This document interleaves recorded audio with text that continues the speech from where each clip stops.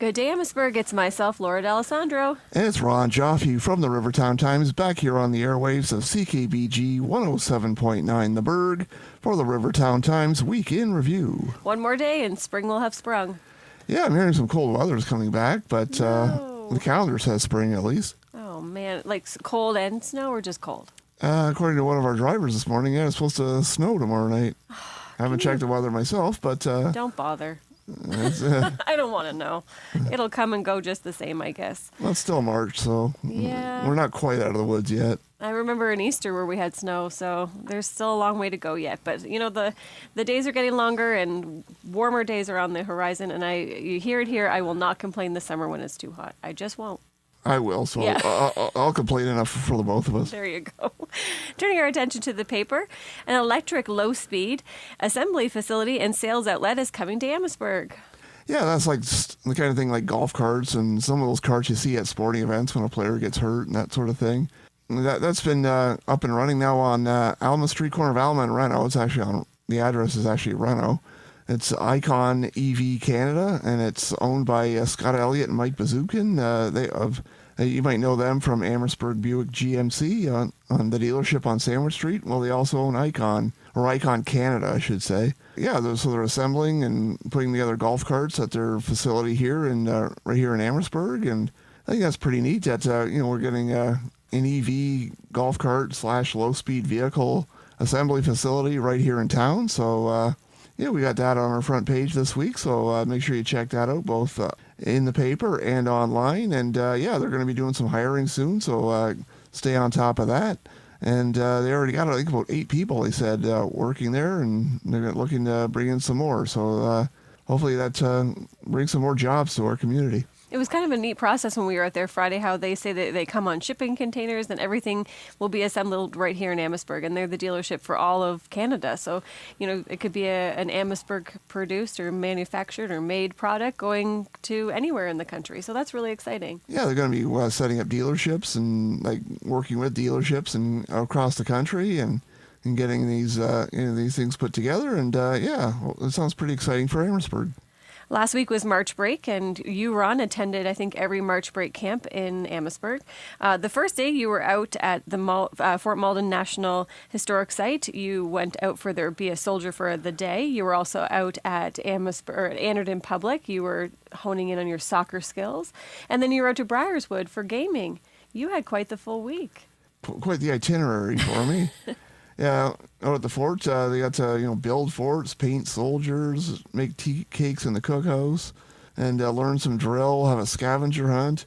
And at the end of the day, they got to sit on the porch on the barracks and watch as a musket firing demonstration was held. Were you the target? They asked me. I said no. Maybe at an event this summer. We'll see. Maybe they'll shoot me out of a cannon. Oh my gosh, I'd love to see it. We'll see how far into the Detroit River I'll fly.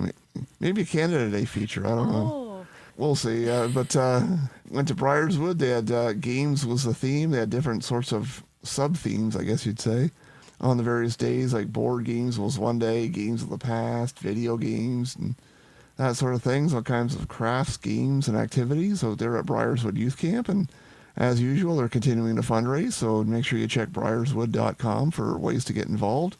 And then I was out at Anderton Public School. It was actually the Anderton Child Care.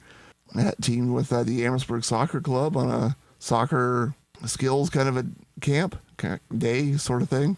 3 different age groups were involved. And over 50 was one of the age groups? No, unfortunately. I stood on the sidelines and kind of watched the festivities, and they have enough liability insurance. I don't know, maybe for old guys like me, but seriously, all jokes aside, it was a kindergarten, junior, and senior aged youth, and everyone had a good time. Everyone learned, picked up a few soccer skills as minor soccer season is approaching in Amherstburg and around the area. Oh, that's very exciting. Put March break in for a lot of kids, get them busy, and thankfully the weather was nice too. I know those pictures that you have from Fort Malden, that was a great picture of the soldier firing the gun that day. So that was the weather really helped with March break, I'm sure. It did. It definitely cooperated.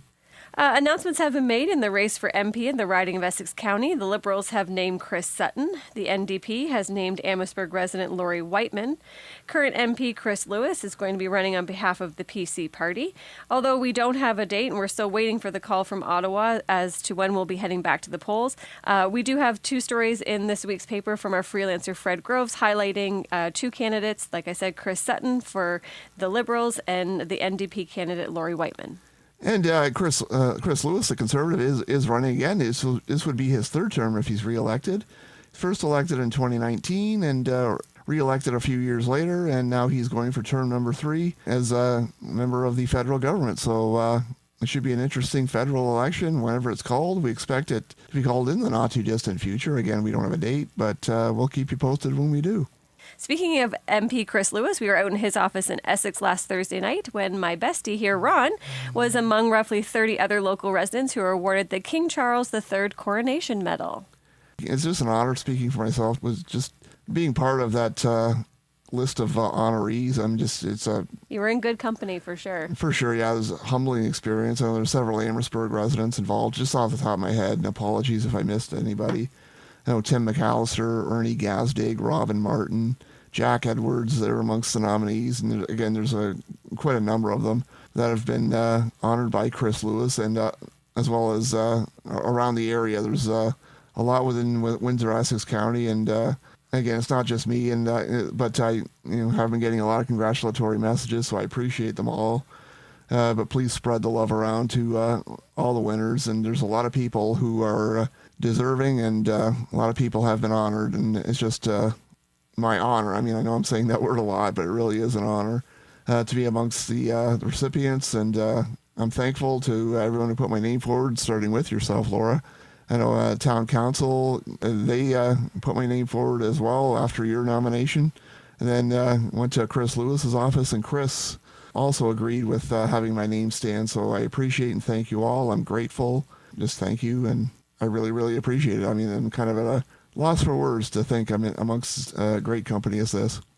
On hand that night was also Michael Prue, and Michael echoed what Chris was saying, that Ron covers everything, and how many Christmases Chris spoke to that you have showed up at the mission to cover that when he would be there on Christmas Day, helping to serve at the mission. And I know from just being a part of your life that you don't stop at 4 o'clock. The day keeps going. And I think more so what I feel compelled to speak about is the time that you give outside of work. You've been a long-standing member of Community Living Essex County. You're an honorary Rotarian, and just the things that you do that go unnoticed by a lot of the community, but don't think that I don't notice all the wonderful things you do for the community and obviously for myself and my family. So you're very well deserved of it, Ron. I'm grateful that you got the recognition that you deserved. And I'm grateful that you put me forward for it. So, I mean, just thanks again. And I still think of that council night when they announced your name.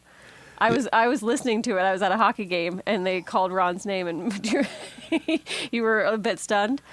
Yeah, I was taking notes, and they were saying about put nominees and stuff, and they mentioned Jack Edwards, and this is a gentleman in his late 90s, still volunteering, still on the Economic Development Committee, and then all of a sudden my name came up, and I was like, wait, what? What did I do? You thought you were getting called out for something else? Exactly, yeah. I thought I was misbehaving or something, But no, that kind of got the ball rolling, and it ended last Thursday night with the presentation of the medal. And again, thank you to everyone involved, and I'm most appreciative. All right, moving on. There was a fire at Malden on Malden Hill Drive on Friday night. Damage is estimated between $50,000 and $75,000. Thankfully, there were no injuries.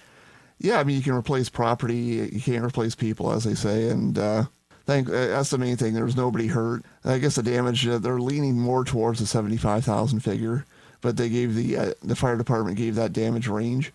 Yeah, they're on scene for a couple hours, and I'm just thankful that no one was hurt. It's one of those calls where, yeah, you got to cover it when you're in somebody in my shoes. It is a news event, and whether it's a good news event or not, in this case it's not. Obviously, it's someone's home caught fire, but thankfully, no one was home. It does not appear anyone was home, at least, and no one was hurt. That I can tell you definitively. Everyone was safe, and that's the main thing. Again, best wishes to the homeowners. Obviously, it's a major inconvenience when something like this happens, so hopefully everything turns out for the best, and again, the damages are roughly between $50,000 and $75,000, and that was on Malden Hill shortly after, I think it was 9 o'clock on Friday night. Yes.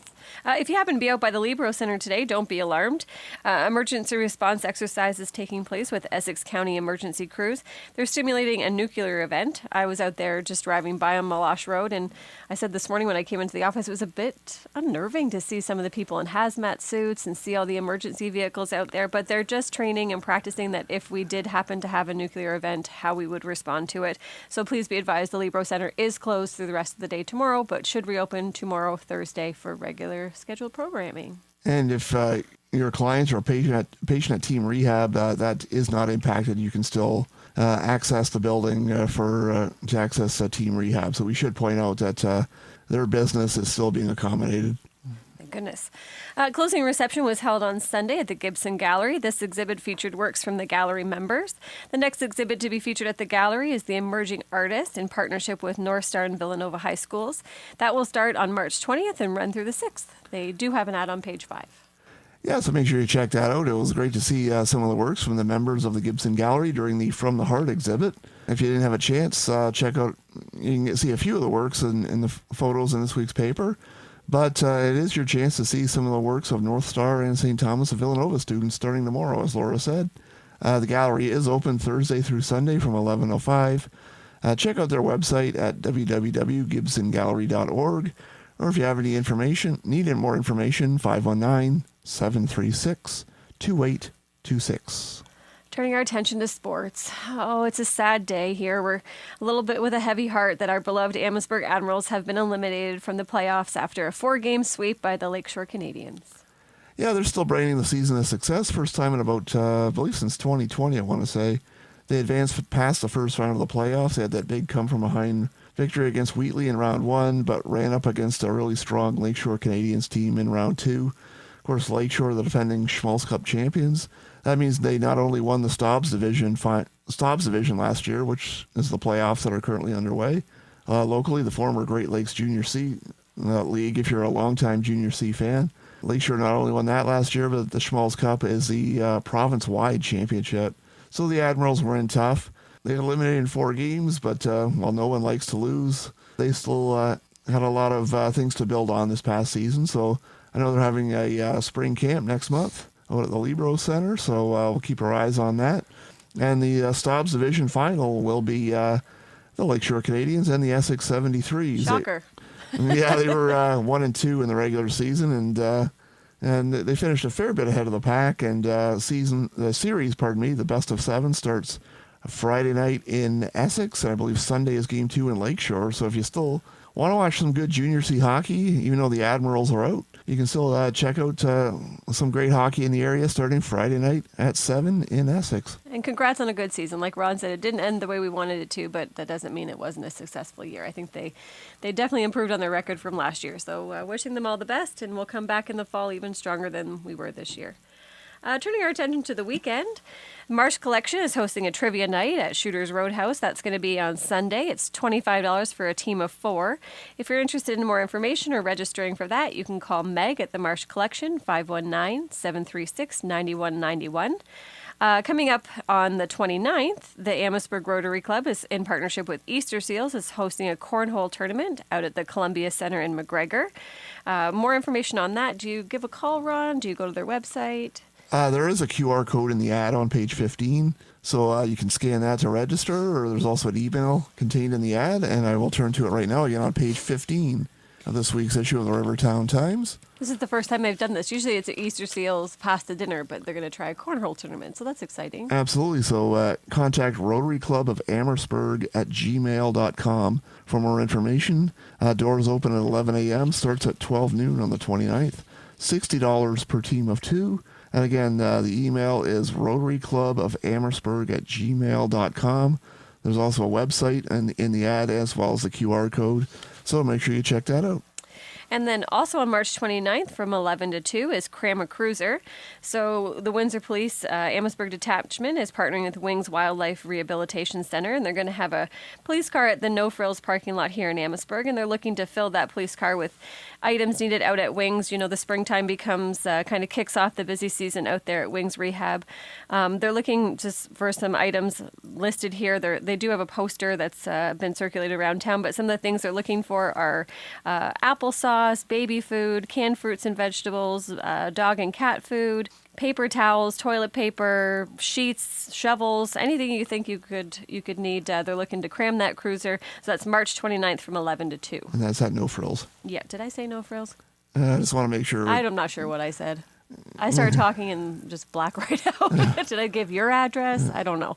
yeah, don't show up to my house. I mean, you can show up with, I guess, a few extra paper towels and toilet paper. You would turn them away? But it's more needed at Wings, so give it to them instead.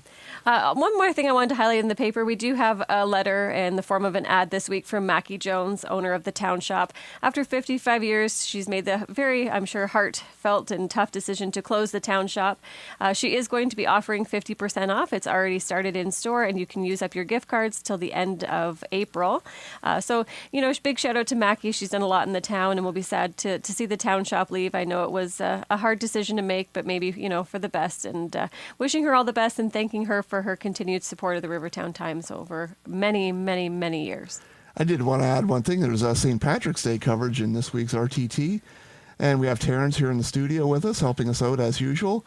I just want to give a shout out to Terrence. I wasn't following him and his wife Shirley around on the weekend. Know. But, well, kind of a third wheel there, Ron. Yeah, I don't know, but he and Terrence, Shirley, and John McDonald were at the Park House as part of their storytelling event last Saturday with Alwyn Coughlin doing the storytelling, and Terrence, Shirley, and John doing the music, and Terrence, Shirley, and John were also at St. Andrew's Presbyterian Church last Friday night for Friday Night Live. They were just some of the performers. There's more coverage in this week's RTT, so I want to give a shout out to everyone who participated in this month's Friday Night Live, and a shout out to the Park House. And great job by all involved, and again, more coverage in this week's RTT, both in the paper and online, www.rivertowntimes.com. Will we see you, Terrence, one day, maybe music off the back porch? There's a great chance of that. And John keeps trying to goad me into it, so I guess they better get the guitar out and go there and then play some music, yeah. Start practicing now, eh? Practicing now. Yeah, music off the back porch, I believe, usually starts in late May, if I'm not mistaken. No dates have been announced as of yet, but I'm sure they will be soon enough, so keep your eyes open for that. Are you the number one member of the Terrence fan club? I think so. After Maybe last the weekend, only member? After following them around so much this past weekend, I think I'll have to join. Yeah. All right, Amherstburg, I think that's it for us for the day. Like we say, if you have an announcement, an ad, a news tip, be sure to reach out to Ron and I. You can always call the office, 519-736-4175. Shoot me an email at sales@rivertowntimes.com, or the man, the myth, the legend, the King Charles Coronation Medal winner can be reached at mail@rivertowntimes.com. And we always like to keep you informed, so let us know what's going on around town. Speaking of going around town, our drivers, Ken and Louise, are currently on the roads and dropping the papers off around Amherstburg, as well as stops in Harrow, Essex, and LaSalle. So thanks to them, and we appreciate their support as well. That's right. All right, have a good day, Amherstburg. Have a good day, have a good week, and see you next Wednesday, noon and 4:30.